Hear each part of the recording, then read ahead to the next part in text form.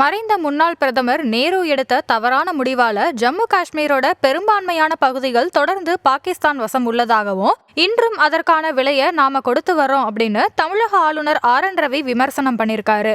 பாரதிய ஜனசங்கம் கட்சியோட நிறுவனரும் சுதந்திர இந்தியாவோட முதல் மத்திய தொழில்துறை அமைச்சருமான ஷியாமா பிரசாத் முகர்ஜியுடைய 125வது ஆண்டு பிறந்தநாள் விழா சென்னை கிண்டி ராஜ்பவன்ல நடைபெற்றது.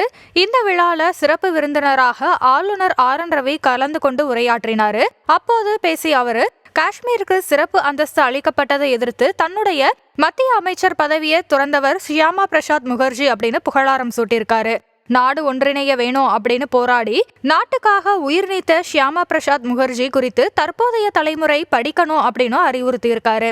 இந்தியாவுக்கு போர் மீது விருப்பம் இல்லை அப்படின்னும் எப்போதுமே இந்தியா சண்டை போடுறத விரும்பினதே இல்லை அப்படின்னு சொன்ன ஆளுநர், ஆனா நம்ம யாராவது சீண்டுனாங்க அப்படின்னா என்ன நடக்கும் அப்படிங்கறத அண்மையில பாகிஸ்தானுக்கு இந்தியா உணர்த்தி இருக்கு அப்படிங்கறதையும் சுட்டிக்காட்டினாரு. பாகிஸ்தானோட அனைத்து விதமான தாக்குதலுக்கும் தக்க பதிலடி கொடுக்கப்பட்டது அப்படின்னும் இதுதான் புதிய இந்தியா அப்படின்னு ஆளுநர் பெருமிதம் தெரிவிச்சிருக்காரு.